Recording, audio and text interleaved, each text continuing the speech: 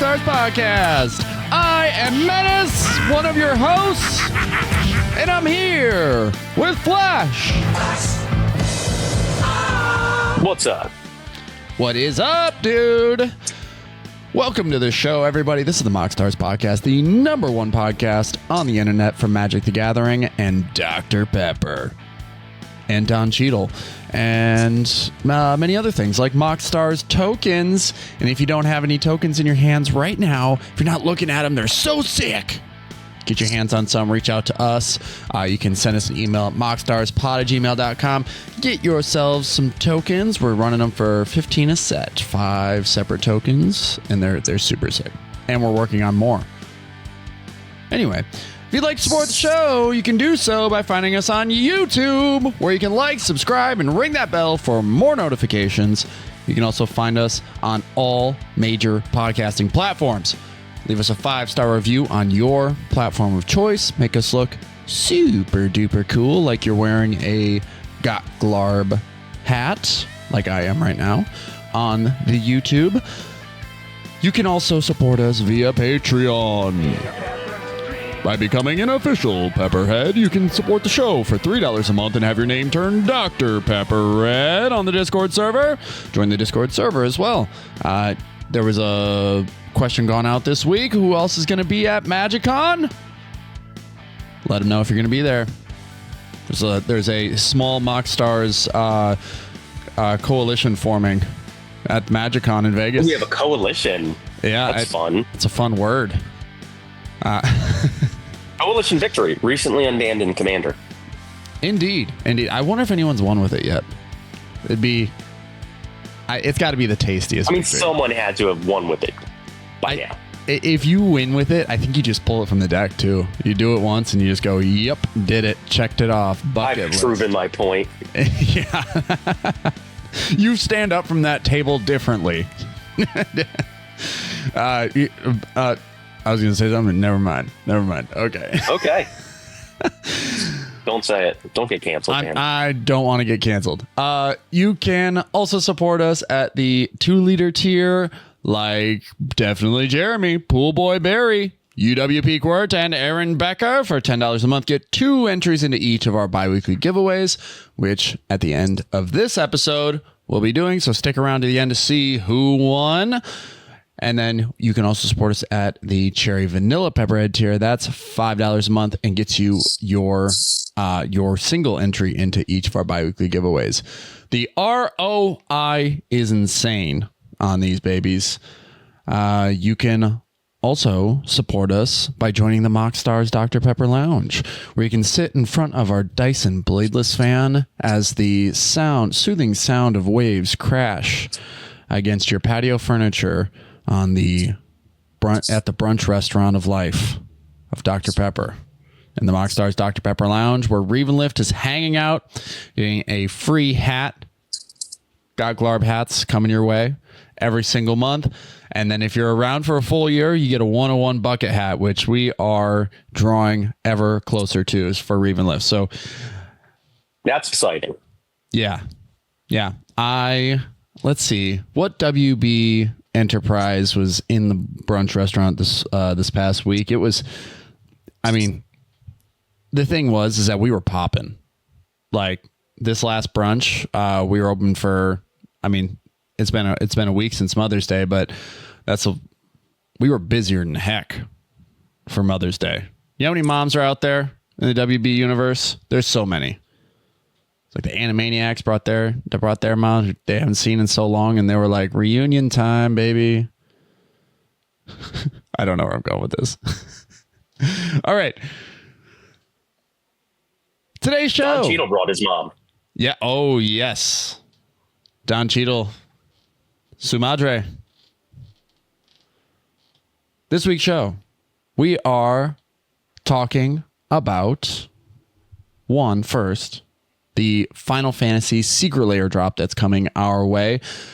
We will do a Final Fantasy episode once the dust settles on all of this, because this is like the craziest set that I think I've ever seen. I haven't seen this many like diverse mechanics. I know that this has been a passion project for Gavin Verhey and for a ton of others. They are making one hell of a show out of this set as well. The coverage has been insane too. There's so many legends. There's so many new commander decks to build. There's so many new mechanics and card types. So, they've really put their heart and soul into this. And so we want to give that its full respect. And we'll do that in a separate episode. But today we're going to touch on the Secret Lair and the value behind that. And then, last week we talked a little bit about some shiny new toys. And then we ended the episode talking about, some old dogs, like things that, you never thought could learn some new tricks. And so this week we are covering Zacama in cEDH, an old deck that has long been forgotten, but has gotten some new toys to make it relevant once more. So if you are looking to dance on people with a little bit of Naya DINO action, Naya guy gonna do. Naya DINO gonna do. Yeah. Oh yeah. Got to work on that. Oh, we'll iron that out. We'll have it on a playmat soon enough. Dino guy gun Naya. Dino guy going Naya. Which, by the way, let's vote in the YouTube section or in the YouTube comments on the screen right now. I have our Naya guy going do playmat in development. Let us know if you want one. If you love it, if you want one, I'll get them printed. Just want a little feedback on it. They're beautiful. It's beautiful. It's beautiful. I should just print it. You guys are going to love it. All right. The Secret Lair. It's actually pretty great. Y'all might have already heard about this or seen it, but a little refresher for you. We have 3 different drops and a promo card.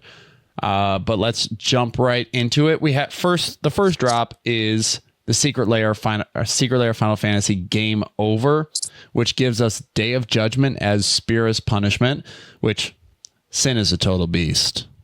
And Final Fantasy X was marvelous. It was excellent.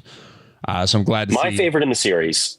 Yeah, dude, it just hit so hard. It was so good, so beautiful. But yeah, we have. Can I give a quick shout out, not to get too off the rails? If you like Final Fantasy X, you will love a recently released game, Clair Obscure Expedition 33. Go on. It's just it's a French AA JRPG type game that is heavily influenced by Final Fantasy X, and it's just really good. For me, I'm like 20 hours in, and I think it might be one of my top 5 games of all time. Wow. Yeah, no, I've seen a couple people like playing it on YouTube, and I haven't checked it out yet. I might have to watch a couple videos, see if I want to get into it. Wow, really? Top 5 all time, huh? Yeah, it's so good. Final Fantasy X. The game designers have said that they're heavily influenced by Final Fantasy X. Nice. Yeah, Final Fantasy X, it does have that, like, the story, at the time of beating it, I would say that it was definitely a top 5 game for me. Wow. Oh, Final Fantasy X? Yeah, still one of my all-time favorite games. Yeah, and the sequel, 10-2, with the dress spheres. Yeah. Just like a highly underrated game. Super fun. I remember that one being awesome as well. Yeah, totally. But yeah, we got Sin getting some more action on a magic card here. Spira's punishment as Day of Judgment. And then we have Temporal Extortion as Absorb into Time. So these are all reskins, but Temporal Extortion, this is like the first reprint that it's gotten ever, right? And so we have our first foil printing of Absorb into Time, which is really great. So this is already like an $18 to $20 card that we're now getting reprinted for the first time. So I definitely expect that one to like carry a ton of the value. Next, we have Toxic Deluge as Merciless Poisoning, and then Praetor's Grasp as Unseat the Usurper, which Praetor's Grasp, it falls in and out of cEDH decks from, like people look at it as a cut. I think it still has a tons of value, presents a lot of value. And it's if everyone's playing the best cards, it's a second copy of one of the best cards. Yeah, and if it's in your deck, and if that you're taking away from your opponent. Yeah. And if it's a niche commander that you haven't really like seen before, or you understand the niche commander and know that what its lines are, you can just go and like take out their win conditions, or at least one of their win conditions that they're going for. It's a silver bullet for decks that can die to silver bullets. Yep. Yeah, like all the decks that I build. You can take Menace down at the table with a single Praetor's Grasp. And then we have Star of Extinction. That is actually true. You're joking, but that is true. Yeah, it's absolutely true. I try to run alternative win cons, but they take me a lot longer to get to. You'll see it today. Then we have Star of Extinction as Sephiroth's Meteor Fall, which this is always a fun card to play. The really perfect Brash Taunter card. This first set, like I said, a lot of the value is being carried here by the Temporal Extortion, but there are two very useful cEDH cards in this drop as well, with Toxic Deluge, which has been definitely reprinted into the ground, but it still carries value. So it's still like a $6-7 card. And then we have Praetor's Grasp, which right around the same. But yeah, so overall, I think this is like very, very close to meeting the $30, maybe it's $40 now base value. I think it's 40. I think it's 40 non-foil and 50 foil. I think that's the price range now. God, good for them. God, that sucks. I'm happy for him. Yeah. Oh, I'm so happy for Wizards of the Coast making so much money. All right. The next one, it's Secret Lair Final Fantasy Weapons. And at first, we have Staff of the Storyteller as Yuna's sending staff. Well, if you are unfamiliar with what the Staff of the Storyteller is, like I am, it is a 1 in a white artifact. When this artifact enters, create a 1/1 white spirit creature token with flying. Whenever you create one or more creature tokens, put a story counter on this artifact. You can pay a white, tap it, remove a story counter, draw a card. That's not as awful as I thought. It definitely it's like a while it has a story counter, it's just like charging up. It's like a charge counter. It's like like another card in this set that you can remove counters for value. But next we have Blade of Selves, which is as Clive's Invictus Blade. Blade of Selves, if you've never played it before, it's a really fun commander card. Now, it's not worth what it used to be. So before Blade of Selves got its first like major reprint, I can't remember, it was like Commander Legends or whatever, but it was like a $20-30 card. It was only printed in one commander deck at the time. It's like 2017 Commander, and yeah, and since then has seen a couple reprints, but the card used to like run Commander for a minute. It was awesome. And then next, the card that also feeds off counters, we have Umezawa Jite as Cloud's Buster Sword. So I think this is sick. Umezawa Jite is always a banger. Super underrated. Like, I know it was great in Modern. I mean, it's been power crept, but it's still an excellent card. Yeah. If you're unfamiliar, whenever you deal combat damage with the equipped creature, it's not combat damage to a player. It's just whenever you deal combat damage, you get 2 charge counters on it, and then you can remove a charge counter to activate one of its 3 abilities. You can give a creature +2, the equipped creature +2/+2 until end of turn. Target creature gets -1/-1 until end of turn. That's probably the most popular option because it kills things. And then you can also gain 2 life. So multiple relevant effects. The -1/-1 is, at instant speed, by the way. And even if the creature dies, the equipment does not need to be equipped in order to activate those abilities. So busted in so many ways, but you're right, it has been power crept a little, so it still feels like a good card.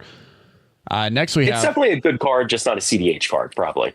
very niche, very very niche corners, like something that like Malcolm I remember is like a pretty decent Umezawa Jite deck if you're mid-ranging. Yeah. Colossus Hammer is the next card, as Gaia's Dark Hammer. This is like a $5 card. It was kind of like a joke card for a long time, but I mean, Hammer Time was a real deck. I think it still is a real deck.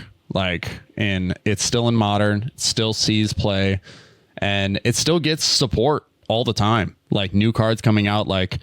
I think we're gonna see a resurgence for Colossus Hammer if it isn't already seeing like a little bit more play with Cloud from the main set of Final Fantasy, which is another Stoneforge Mystic in Modern. And now in Pioneer too. So, pretty cool there. And then the big value card for this drop, because otherwise it just wouldn't carry. We have Sword of Truth and Justice as Titus's Brotherhood Sword. So Sword of Truth and Justice has really only had one meaningful print in Modern Horizons, the original printing for it. And then after that, it's just been little scraps here and there. And so now this Secret Lair this one should sell like crazy. You get a ton of value, and the Sword of Truth and Justice is like $30. So, and if you get it in foil, I imagine it'd be a little bit more. And the last of the 3 Secret Lair drops, we have Secret Lair X Final Fantasy Grimoire. So for the first one, we have Prismatic Ending as Yuna's Holy Magic. We have Cyclonic Rift as Hope's Arrow Magic, which Flash, you made this off recording. You'd made this point that this is the first Cyclonic Rift Secret Lair printing, which is substantial. I don't want to like overlook it and say that it's not, because this is still a $20, $25 card, like all the time. I don't think it ever goes down in value when it gets reprinted. I think people just know. No, it's just an excellent card. Yeah. Yep. Excellent card for Commander. Excellent card for multiple reasons. But yeah, it's the first Secret Lair printing of Cyclonic Rift. So go out and get it. It's friggin' awesome. And then we have Dam as Noctis's Death Magic, which Dam is also a few bucks. It's a really great card if you're in black and white. We have Lightning Bolts, always getting there are too many Lightning Bolt printings, but there are collectors out there. I know they exist. I've seen them on Reddit. And then we also have Heroic Intervention, which has crept back up there. Heroic Intervention's back up to being like a $10 card. So, oh, really? Even with like multiple reprintings recently in Commander decks too, right? Yeah. Yeah. It's just like, with how many more players there are, people just can't seem to get their hands on it, or they can't seem to get enough of it. So, that's Aerith's Kiraga Magic. So, the artwork on these are stunning. Like, I really like the Aerith, or like the Heroic Intervention artwork. I think it's beautiful. The promo card we have is a Gilded Lotus. So if you spend $200, you'll get one of these, or I think it is $200 is the threshold. It's pretty. I don't think it's worth it. Gilded Lotus hardly ever sees play. So the artwork on all these, if you're a Final Fantasy fan, this has been the best 2 weeks of your life. Like, if you are a Magic player, a Final Fantasy fan, this has just been like crazy. It's really crazy to see how far they're taking this. I hope that future projects that they put in this much work, because they do it pretty often when the IP fits and there's clearly an overlap in like fandoms and it makes sense, like Lord of the Rings, like Warhammer, like Doctor Who, even like they put in the effort.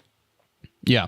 Yep. This seems to be translating really well. So super stoked for these Secret Lairs. I wonder how quickly they'll sell out. So jump on at June 9th. It's part of their summer super drop at 9 a.m. Get your hands on some of these Secret Lairs. All right. let's go ahead, jump right into Zacama. If you're not familiar with the big old Stompy Dino, this is one of my favorite. This is one of my.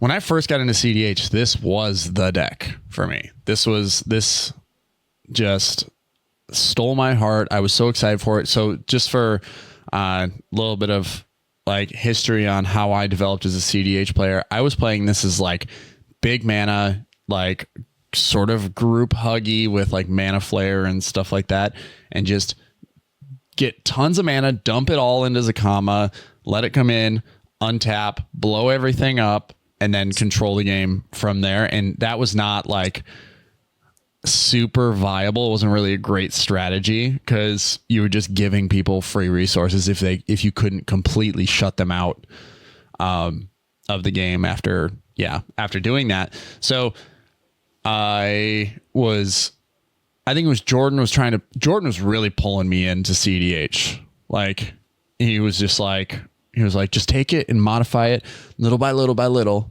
and then you'll get there, and it can be competitive.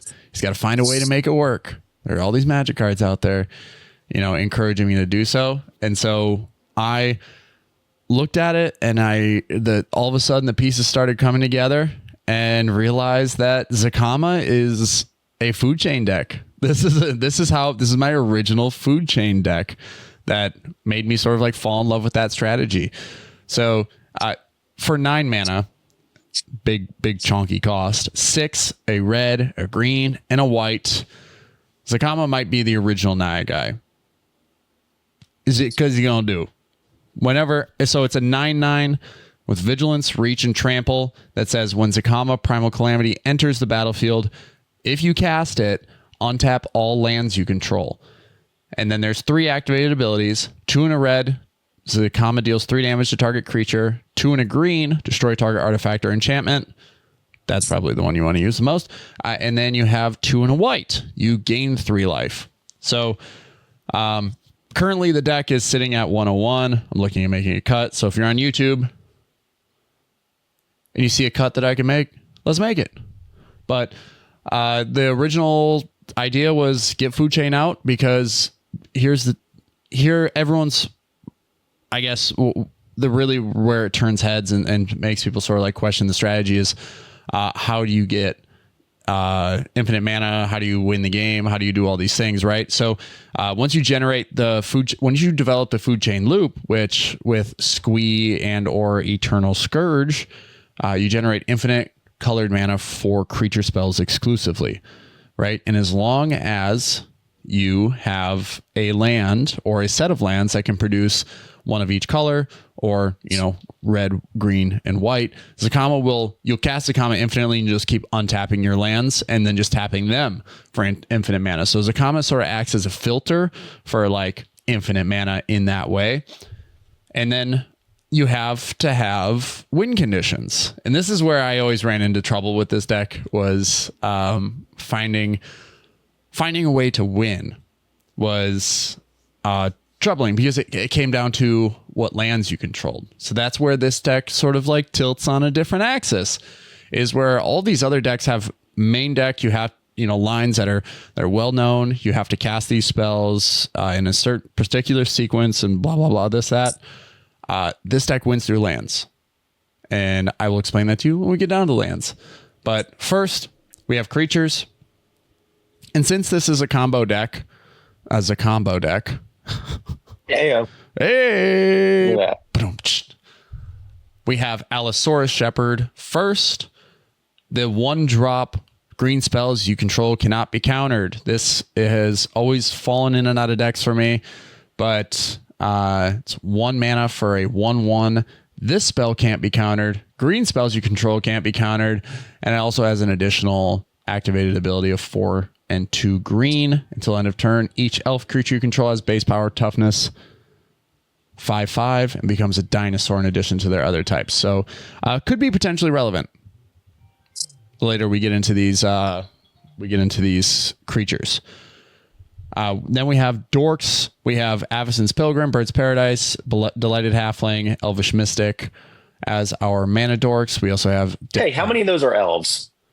Don't want one. to jump into alternate win cons, but Just one. Several of them. Just one? Yep, Elvish Mystic. And then I could probably run more. I don't see why not. I was looking at it. I was, like, this deck isn't perfect, right? I'm still working at it, still a work in progress, because it is a house of cards. It is very much has, It's a deck of cards. Yes. And you are trying to assemble a very fragile combo and the right window of opportunity to win the game. So then you have Esper Sentinel. I guess Ragavan is a mana dork. You could consider that. And then you have one of the most important cards in all of the deck, Weathered Wayfarer. Okay, so for 1 white mana, this card has been seeing an uptick in play due to the increased prevalence of Derevi win conditions with Gaia's Cradle. So Weathered Wayfarer has become the way for 5-color decks or 4-color decks to search out Gaia's Cradle, get it onto the battlefield, and contribute to the count of Gaia's Cradle as well. So and Derevi lines combination with Emil the Blessed allow you to untap, tap. Thrasios loves it. Infinite mana. It's good. It's really good for Thrasios. Weathered Wayfarer allows you to pay a white, tap it, search your library for a land card, reveal it. Activate only if an opponent controls more lands than you. So yeah, this allows you to go get any land, which, by the way, this effect is pretty rare to find it as. To find an efficient way to search out any land is an incredibly powerful effect. That is, I think Wizards Ghost is very aware that going to grab any land is pretty backbreaking. So this card is incredibly important. Then we have Destiny Spinner, allows you to protect your combos. Creatures and enchantments you control cannot be countered. Drannith Magistrate, which I'm actually considering cutting. I've always played it, but I don't know how valuable it is anymore. Well, you'd rather play a janky card for your specific combo over that piece right now. The thing is I want stacks. Like, I do want some stacks, and this is one of the better stacks pieces in the game, but it is so easily copied. It is so easily cloned, and then it shuts my deck completely off. And so that goes into consideration, where I'm like, if I put this down as a way to slow the game, someone can just clone it, copy it, or whatever, and then I'm completely shut out of the game. Like, they might have gotten their commander out. Someone might have gotten their commander out earlier than I was able to get Drannith out. And then all of a sudden I'm forcing 3 other people to play from behind. Drannith has definitely, like, I've had more thought put into it rather than it just being universally, like, plugged in card if you're in white.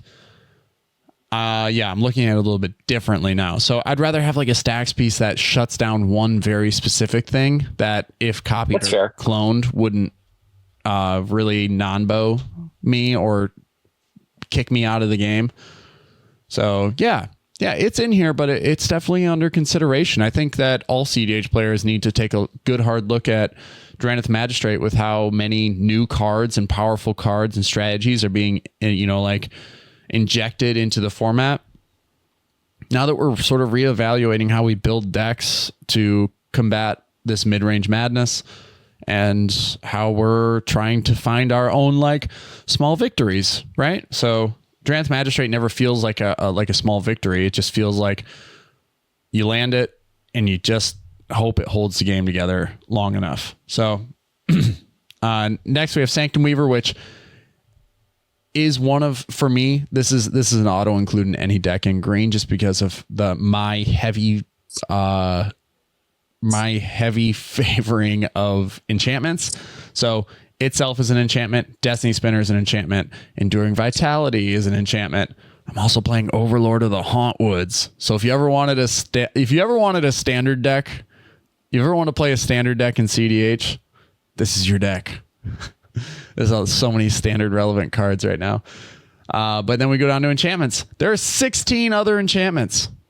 So Sanctum Weaver taps for a lot of mana all the time. It's great. Voice of Victory finds its way in here. I actually pulled Grand Abolisher out in favor of this just due to Voice of Victory's ability to pump Gaia's Cradle, where in this deck lands matter. So if Gaia's Cradle is able to be pushed up even higher due to just attacking with Voice of Victory, I'm here for it. I'm here for it, baby. I'm here to increase the creature count by 2. It's awesome.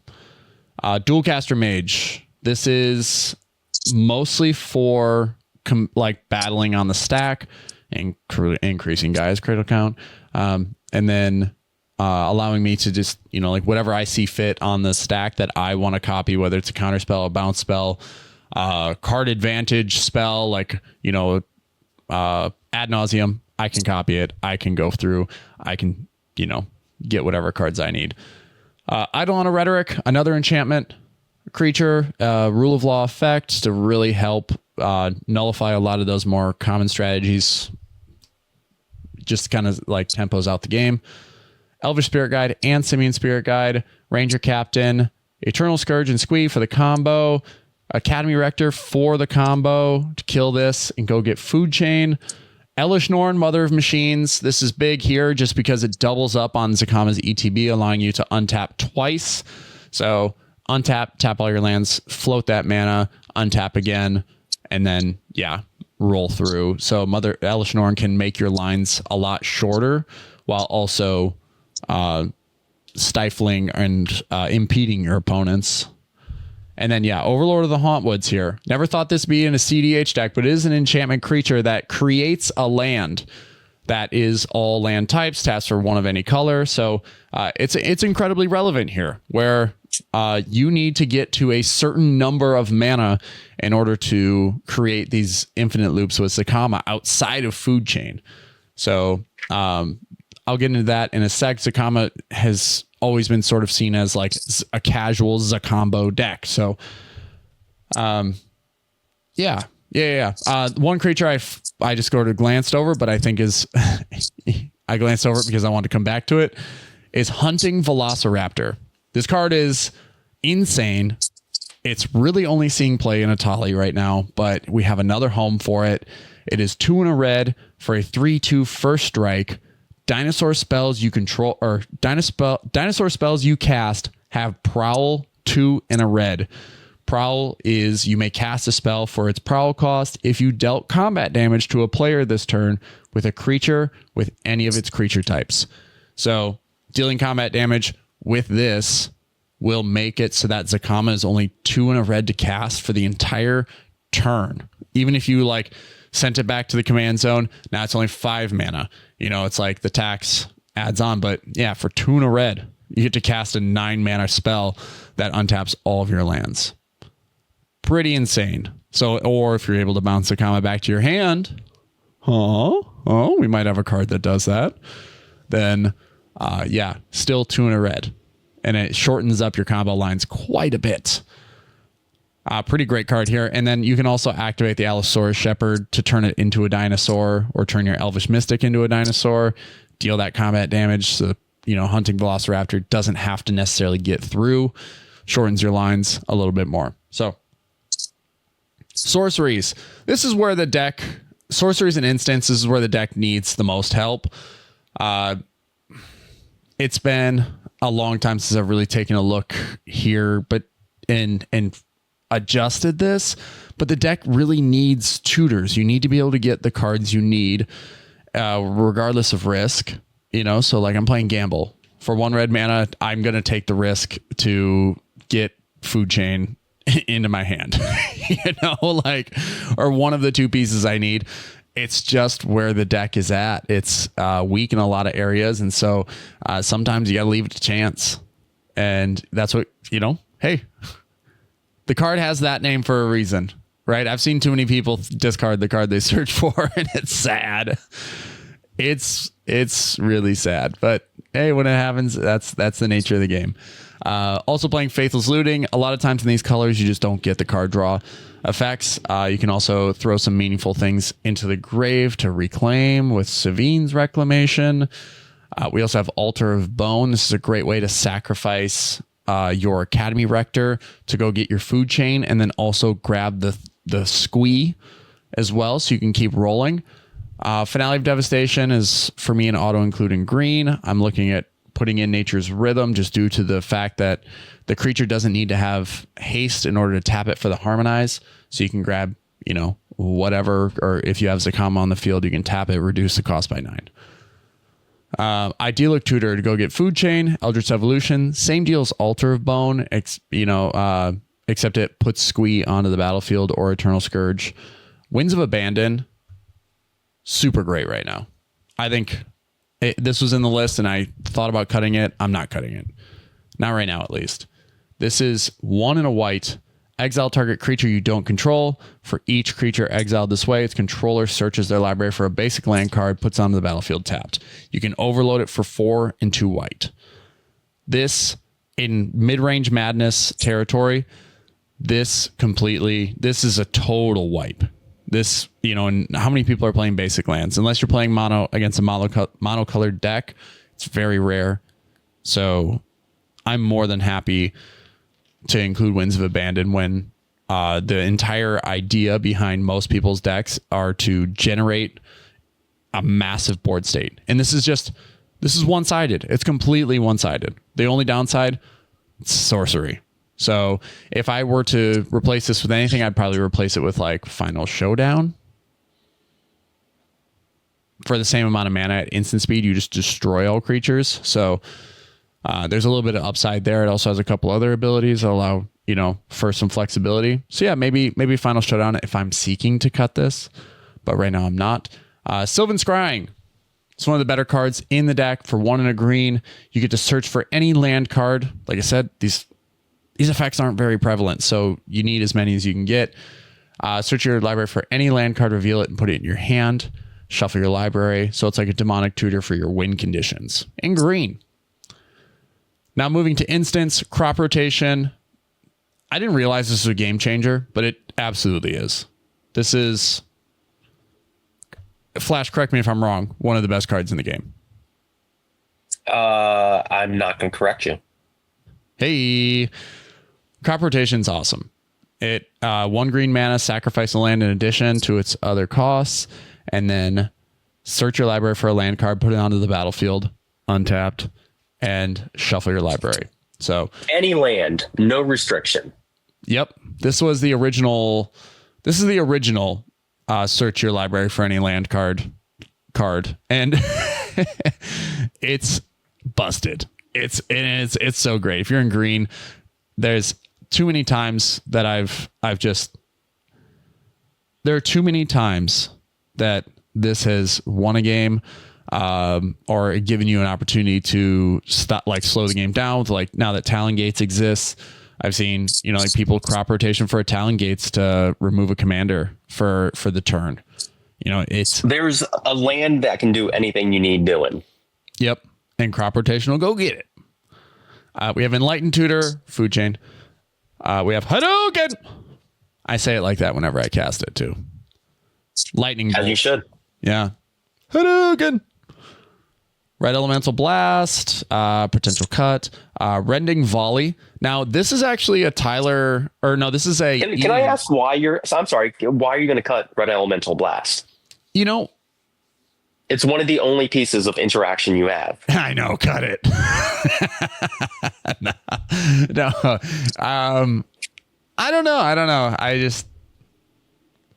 I need more Rube Goldberg. I'm just playing. I probably still keep it. It really does put in work. Rending Volley here. This is actually a Ian suggestion from way back when we did that Rocco episode, which rewind the MoxStars clock. Go back, check out the Rocco exposition we did with Ian and Tordeth, and check it out. We talk about Rending Volley for a minute, and It's a 1 red instant that says can't be countered by spells or abilities. And then it deals 4 damage to target white or blue creature. So relevant for certain commanders, yes. And has outside versatility, kills a Dranith. And it also kills your own Academy Rector. So that's really where it was. I was playing collateral damage before because as an additional cost, it's the same as crop rotation, but the cost is sacrificing a creature. So that's uncounterable. But the Academy Rector would be sacrificed that, and then the trigger would go on the stack. But this is, I think, the versatility there with dealing with outside pieces, and then also having the upside of killing your own Academy Rector is more relevant than collateral damage, where if you don't have a creature out to sacrifice, or if your creatures are too valuable to sacrifice, then collateral damage becomes, well, yeah, bad. And this is never bad. It's only ever bad if you're at a all mono blue pod or all mono black pod. We have Silence. This is great. Always interaction. Veil of Summer. This is a combo deck, and that's sort of like the line I draw with Veil of Summer is if you're playing hyper focused combo lines, then Veil of Summer is great because it just protects your win cons. It's a second Silence. It's great. Eladamri's Call. I was playing Worldly Tutor before, but then I decided that Eladamri's Call would just be the better option for me, for my personal preference. But this just puts the creature straight into your hand instead of the top of the library, not having to wait. And then we have Archdruid's Charm, which, Flash, I know you like this card. You love this card, don't you? It's a good card. It's a real good card because it has that line of text that does the thing that is very rare in Magic the Gathering, and that is searching for a creature or land card. And if it's a land card, you put it onto the battlefield tapped. Otherwise, you put it. Hey, it's a third crop rotation for you. It's beautiful. You know what Zacama does? It untaps lands. So this is basically, a 3 mana crop rotation that has additional upside and putting +1/+1 counters on a creature you control, and then it deals damage equal to its power to target creature you don't control. So it has a bite mechanic. So it can remove creatures and then also exile target artifact or enchantment. Relevant. So this can help you win the game. It can also help you remove pesky pieces or combo pieces or stop a player from winning the game. Archdruid's Charm, everybody. Everybody give it a round of applause. Oh, what a good card. What a good design space. Nice work, Wizards of the Coast. I mean, do you have applause on the soundboard? Yeah, that's what I was doing. I was playing it. Okay, because I famously cannot hear any of that stuff. It is quite famous that you are in the dark on all soundboard effects that I might play, like this one. Yeah, whatever. Or this one. I have seen the film Tar at least 15 times. That was me talking about Tar. Yep. Yeah. I heard that one. Oh, strange. Yeah, I'm not going to play with it anymore. That's a great card. And the movie Tar. Get out there if you haven't seen it. Great movie. Flash has seen it at least 15 times. We have as of the time that you recorded that drop. Yes. Yeah. How many is it now? Is it as many times as you've seen? 16. It's 16. Probably at least 16 times. It's like a quarterly thing in your life. All right. We have Quarter Calling as well in the deck. It's really great. Quarter Calling, everybody, instant speed, creature tutor to the battlefield. And then Force of Vigor. Force of Vigor has saved me too many times for me to consider cutting it, but it does continue to look like it is interaction, but it does continue to look like one of the more circumstantial cards in it. But it does remove a Heuristic Study, and it does remove an Underworld Breach, and it does all those things. Which are things you're probably going to see in a game of competitive Magic. Yes.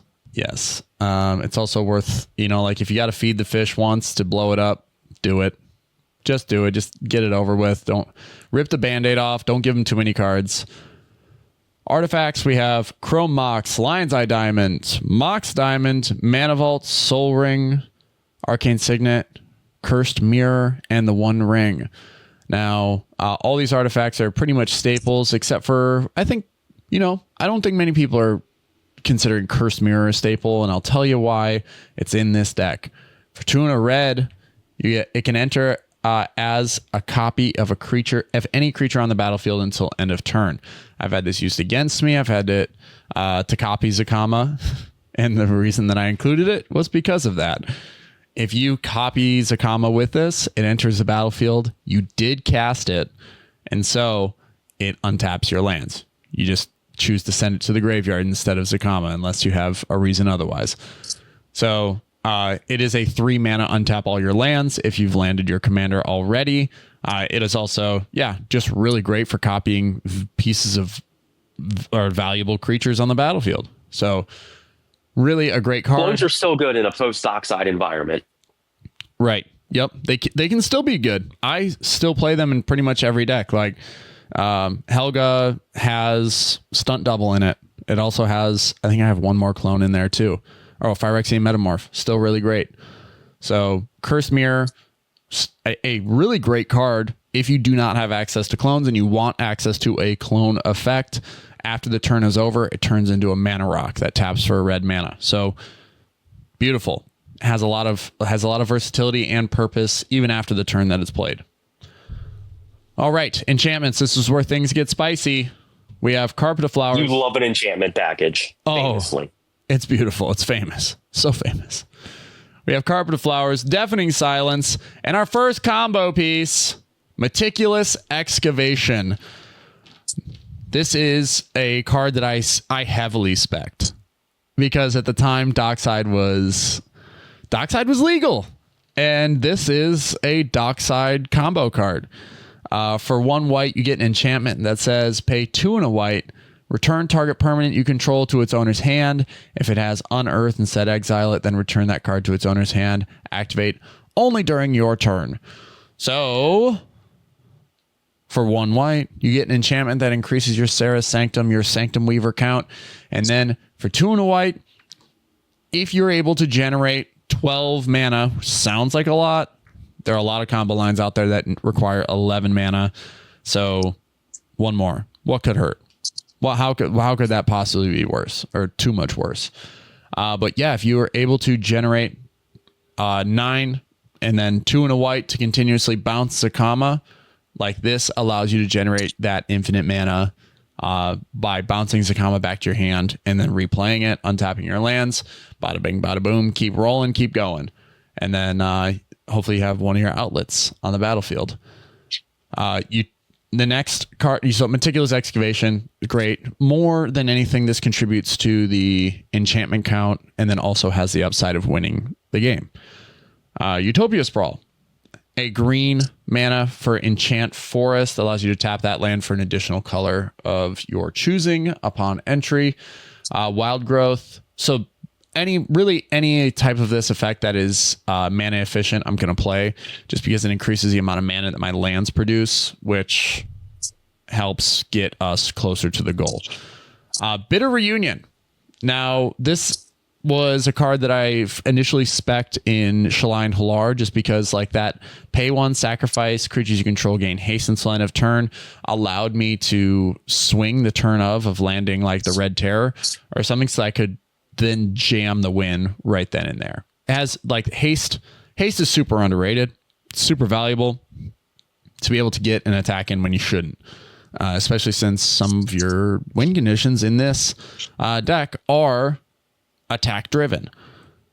We have Blind Obedience, which is great here. This, like I said, Zacama filters your mana, so this actually ends up being a win condition for you. So after you combo off Food Chain, generating that infinite creature mana, Zacama will then enter filtering your mana, and then you just pay a white every single time and extort the table to death with that. So additional upside here, especially when the line that you're pursuing is going to, work in tandem with this. Kenra's Transformation. This is a great Nuka commander card, and try to keep it on the field as long as possible. It also draws a card upon entry, so it replaces itself. I think that is incredibly valuable in a deck that struggles with card draw. We have Sterling Grove, which is it's tough to cut when you're pursuing combo lines so aggressively. But green and a white enchantment that says other enchantments you control have Shroud. So it also protects your win condition. And it says pay 1, sacrifice Sterling Grove, search your library for an enchantment card, reveal it, and put it on top of your library. So at instant speed, you can, on your opponent's end step, search up the food chain and then present your win condition on the following turn. Pretty great. Survival of the Fittest. This is just awesome to go get Squee and then also go get whatever thing you need, like Voice of Victory. So discarding the Squee or discarding the Squee and then go getting the Voice of Victory, putting that down and then starting your food chain loop will win you the game. You have Trace of Abundance, which is another wild growth type of effect. It's a hybrid Boros and a green mana. Enchanted land has Shroud. There are Besejus aplenty out there in the world, and so Trace of Abundance is gonna make your opponent have to nuke the enchantment before they can kill the land. So yeah, hitting your Gaia's Cradle or your Sarah Sanctum with something like this is really good. Now up the beanstalk. This is a standard deck, baby. For 1 and a green, when it enters the battlefield, and whenever you cast a spell with mana value 5 or greater, draw a card. Zacama's 5 or greater mana, draw a card, draw your entire library, baby. Get it. Get them cards. Food Chain is here. Touch the Spirit Realm, almost still an auto include. In anything white, the channel effect is too valuable. Smothering Tithe and Trouble in Pairs. Maybe cut one of them. I don't know. Card draw is very valuable, so that's why I've included Trouble in Pairs. We'll see how it goes. Yeah. All right. The most important package in the entire deck. We have lands. We have probably too many lands. We have 32. It's a lands deck.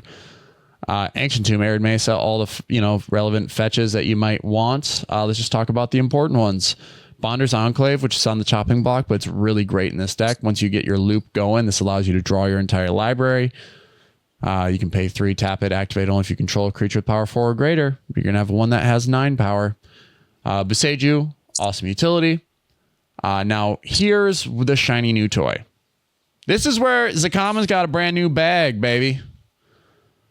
Dalkovan Encampment. What is that card? I have never heard of it. You've never heard of it because it just came out in Tarkir Dragonstorm. It is a land that taps for a white mana, and it says it enters tapped unless you control a swamp or a mountain. Good news is we got plenty of mountains in this list. You can pay 2 and a white and tap it, and whenever you attack this turn, you create 2 1/1 red warrior creature tokens that are tapped and attacking. Sacrifice them at the beginning of your next end step. Why would this be good? Be using an untap it. And you can filter. It taps itself for white mana, so you can actually, when you food chain, you don't need to be able to filter that mana. As long as you have this, you don't need every color. You just need the color that it uses for the activated ability over there. Because as long as you untap this and you keep activating, you give yourself multiple instances of that ability. So pay 2 and a white, tap it whenever you attack this turn, right? I get 2. All right. Untap it. Tap it, activate it again. All right. I have another instance of when I attack this turn, I'll create 2 more. All right. And so you do that infinite times. Then you generate infinite tapped and attacking warrior tokens when you go to combat or whenever you attack this turn. So that's why the haste. Hey, that's good. Yeah. Famously in another deck, Nagila.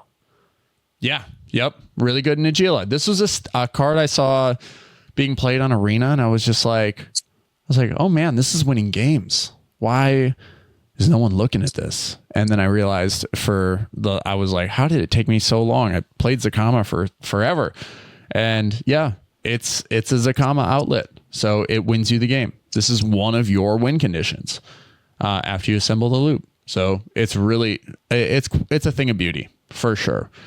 And right next to it, we have another win condition, Den of the Bugbear. Now it famously does the same exact thing as Dulkovan Encampment.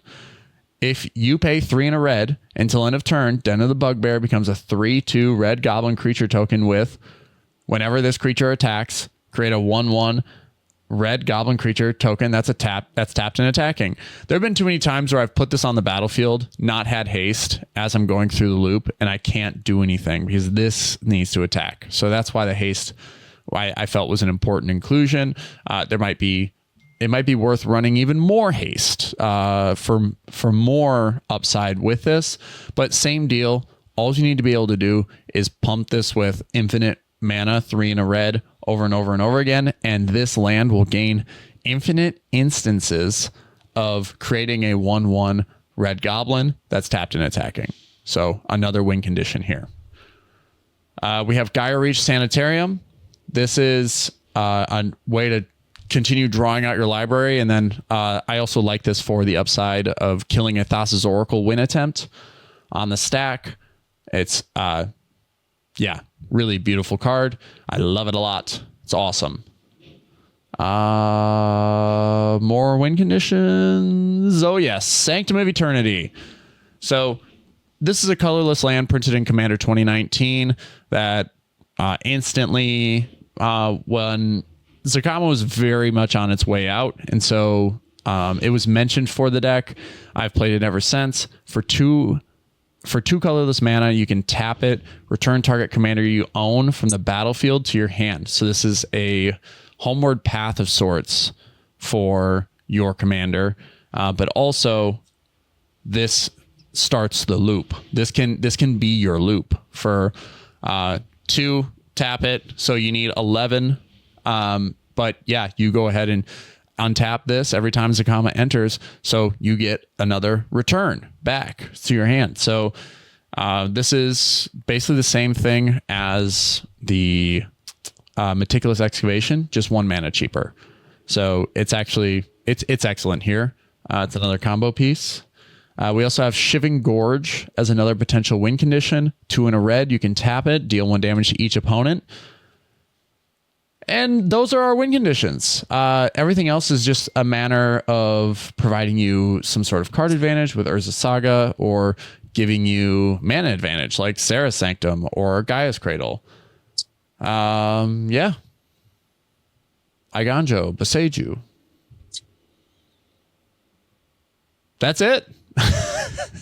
The lands. You have named all the cards in the deck. I have indeed. Success! Yeah, check out the list. It'll be in the description below on YouTube, and I'll include the list in the podcasting platform description as well. Check it out. Hopefully I've got it down to 100 cards by the time I'll cut a land, probably. And give it a test. Give it a test run. I'm going to be test running this as soon as I possibly can. I've always loved the deck. This is like the original Rube Goldberg for me. And it's always so satisfying when it does pop off. And everyone thinks they know it until you win through a Dulkovan Encampment. So, Flash, any final thoughts on Zacama? Do you remember me playing this deck way back in the day? I remember recording previous podcast episodes where we talked about this deck, as well as playing against it. Yeah. We should link those previous episodes in the comments below as well. Oh, that'd be a callback to like episode 2 and 3. For sure. Yeah. Was it episode 137 right now? We're almost there to 3 years, baby. All right. Well, on that note, this deck's great. Anybody who thinks otherwise, you're not a Naya guy. And you probably don't drink Dr. Pepper. Naya guy won't do. You won't do it. You won't drink Dr. Pepper. Not like I do. Not like I do. Or eat it via Peep format or Jelly Belly format or Dr. Pepper flavored beef jerky. Beef jerky format. Yeah. Jack Links. Welcome to the beef jerky format. All right, this has been the MoxStars podcast, the number one podcast on the internet for Magic the Gathering. Dr. Pepper and Don Cheadle. If you'd like to support the show, you can find us on YouTube, where you can like, subscribe, and ring that bell for more notifications, as always. And you can also support us on all major podcasting platforms. Leave us a 5-star review. Makes it look super duper cool, like you're wearing a Got Glarb hat with the MoxStars embroidery on the top. Oh, yeah. Good stuff there. You can also support us via Patreon. Be a pepper, drink Dr. Pepper. For $3 a month, you can support the show by becoming an official Pepperhead. Have your name turned Dr. Pepper Red on the Discord server.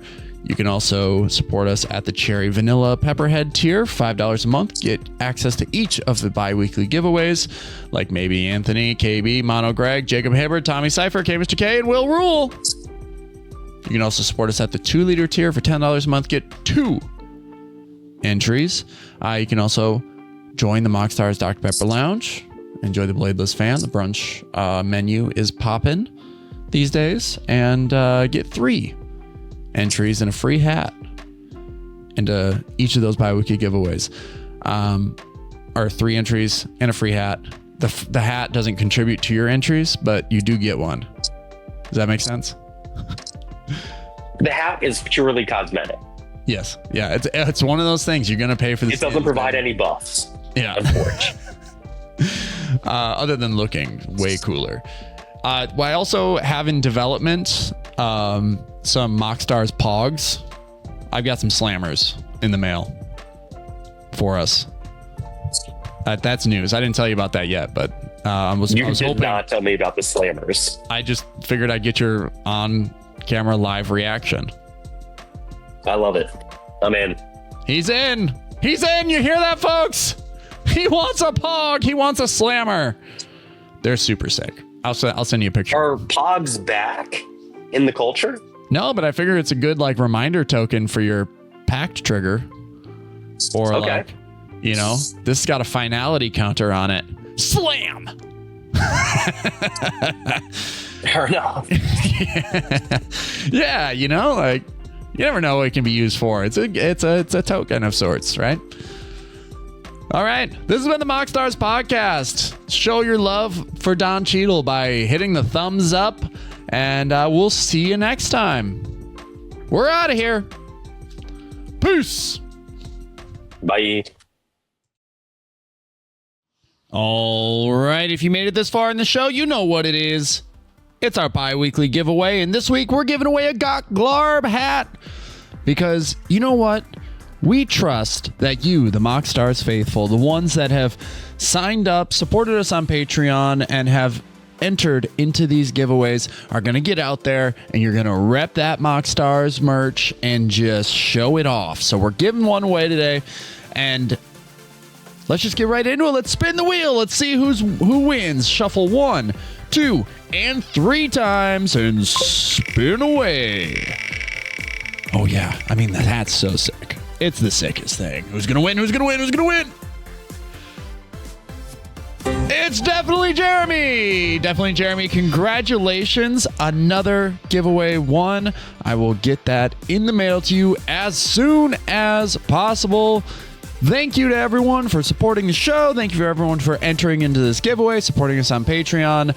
It really does mean the world to us. And if you, in anticipation of our giveaway in 2 weeks' time, would like a chance to win a Tyler Jacobson signed foil borderless Orcish Bowmasters, you're gonna want to sign up for the Patreon. You can join us at the Cherry Vanilla Pepperhead tier to get 1 entry. You can join us at the 2-liter tier to get 2 entries. That'll be 2 weeks from now, the bi-weekly giveaway. And give yourself the best chance possible to win one. You can also join Revenlift in the MoxStars Dr. Pepper Lounge and get 3 entries. Thank you all for your support, and we will catch you next time. Peace.